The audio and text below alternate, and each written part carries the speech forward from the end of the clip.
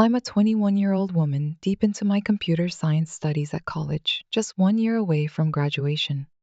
Every October, the pressure mounts as our tuition deadline looms.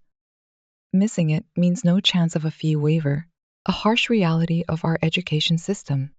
This isn't just about paying fees, it's a testament to my dedication and my laser focus on building my career.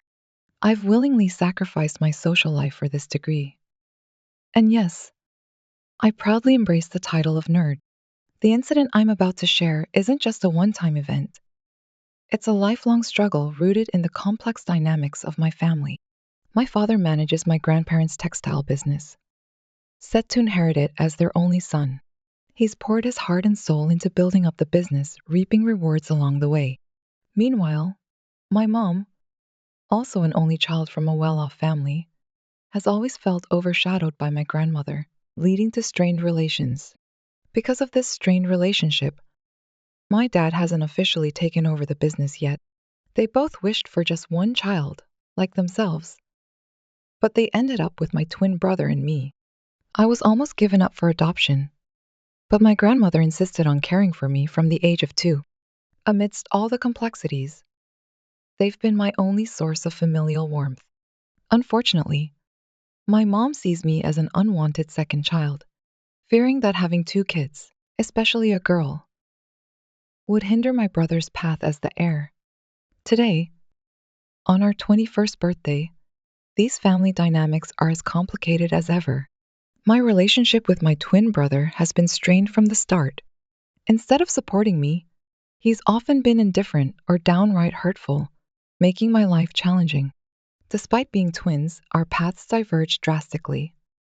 I focused on building my future through hard work, while he chose a carefree lifestyle, dropping out of high school to live as a playboy, dating younger girls. On our recent birthday, while I was diligently working on projects and internships, he celebrated with strippers and alcohol at our family farmhouse, oblivious to my frantic search for crucial documents needed for my college fee payment. Despite my desperate attempts to reach him through every possible contact, including our farmhouse's landlines, I received no response. In my despair, I turned to my grandparents, the only ones I could truly trust. Upon learning of my predicament, my grandfather immediately dispatched someone to retrieve the papers. It was a race against time. But thankfully, my efforts weren't in vain. The emotions I felt, disappointment, hurt, and seething anger, were overwhelming, akin to the heartbreak one might feel upon discovering betrayal. This incident starkly highlighted the disparity between my struggles and achievements compared to my brother's frivolous lifestyle. After pouring out my heart to my grandparents, years of pent-up frustration and mistreatment came pouring out, culminating in the most intense mental breakdown of my life. As I ranted about the mistreatment I endured and the lavish party unfolding while my future hung in the balance, I could feel their hearts breaking alongside mine. In the quiet aftermath, my grandfather, oblivious to the day's drama, learned about my brother's dropout and everything else. We sat there in silence, the tension palpable. Then, unexpectedly, my grandfather tore up a document, called his lawyer, and impulsively disinherited my brother, redirecting his share to my future children or charity in the absence of heirs. Part of me wrestles with guilt over taking my brother's inheritance, but another part relishes what feels like justice. Later that evening, during a planned party where my grandfather intended to present his will as a gift to both of us, I knew sparks would fly. It might be the last time I'd see my mother smile, but I couldn't help but feel she deserved to lose that smirk she always wore when boasting about her son. I might come across as villainous, but this strange mix of guilt and satisfaction leaves me surprisingly at peace. I'll update you all on the aftermath once the party ends. But one thing's for sure, it's going to be a roller coaster, and I'm poised to have the last laugh. And you know what? It turned out even better than I dared to imagine. I dressed up for the party, ready to celebrate my birthday in style. Despite everything, I felt I deserved to enjoy my special day. Throughout the evening, my brother's drunken antics only added to the tension. We cut cakes, laughed, and enjoyed ourselves. Grandpa took the opportunity to introduce me proudly to everyone, highlighting my achievements and affirming my worth beyond being just an extra child. While I may sound proud, I maintained a sense of humility amidst the celebration. As the night wound down with close relatives, Grandpa delivered a heartfelt speech about our family legacy, praising everyone except my parents and brother. It was almost surreal how he described my mother as a disgraceful figure, likening her to Hitler himself, and my brother as a product of their combined toxic traits, mastering the art of being an alcoholic dropout. Seeing my mother humbled brought me deep satisfaction. The climax of the night came when Grandpa announced that I would inherit the entire fortune, sparking a heated argument from my parents that ended with them being handed an envelope containing enough money to send my brother to rehab. That wrapped up the eventful evening. Since then, life has moved forward. Now, at 21 years and 8 months old, I'm grateful for the support and encouragement from the Reddit community.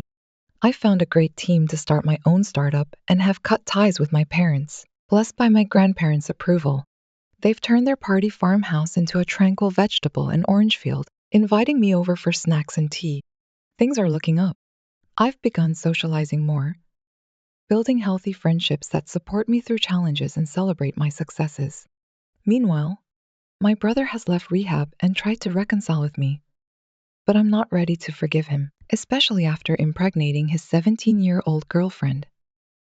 Just another disappointment in his long list. Life greets me with a fresh start every day, and I'm embracing it with gratitude and optimism. Though she's not without fault, my heart truly goes out to my mother. She's the real victim here, and I can't overlook that. But it's no longer my burden to bear. I refuse to be dragged into the ongoing mess they continue to create in their lives. Anyway, this concludes my final update, marking the end of this chapter. Until next time, take care and stay well. After all, all's well that ends well, right? I'm grateful that my grandparents took a stand for me and supported me. Make sure you take good care of them. Your brother gives off those good-for-nothing villain vibes. Well, anyways, I'm happy everything turned out well for you. And don't listen to your parents. They're just toxic. It's completely okay to be proud of your achievements. Next story, I'm a 28-year-old woman who's been dating my 29-year-old boyfriend for a little over 2.5 years. When we started getting serious, I told him I didn't want kids and wasn't interested in that. It wouldn't be fair to string him along. Things were fine until a few days ago when we were visiting my family for my dad's birthday.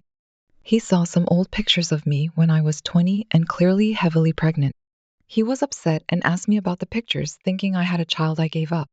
I explained that my oldest sister and her husband had fertility struggles, resulting in several miscarriages. I offered to carry their child, and my 7-year-old niece is the outcome. I don't feel maternal towards her. She's biologically theirs, and I've always seen myself as a surrogate. I didn't bring it up because I didn't think it was relevant or anyone else's business after all this time. He feels differently and told me I should have informed him. He expressed how unfair it seemed that I was willing to have a child for my sister, but wouldn't consider having one with him. I got upset because there's a significant difference between carrying a child and raising one, which I explained to him. I apologized for not disclosing this earlier, as I genuinely didn't think it mattered since it was before we were together. I reminded him that he had previously stated he could live without children, which I had warned him about long ago. He's still upset with me, but I don't believe I did anything wrong. Am I the asshole here? Since people are asking, I'm including additional information in our country. It's generally preferred that surrogates be over 21 and have had at least one child. However, in our case, the doctors made an exception since my sister trusted me more than a stranger. Despite their initial discouragement, the surrogate has legal rights, and my sister and her husband could do nothing if I had chosen to keep the child. I'm going to say everyone sucks here, and downvote me all you want. Here's why.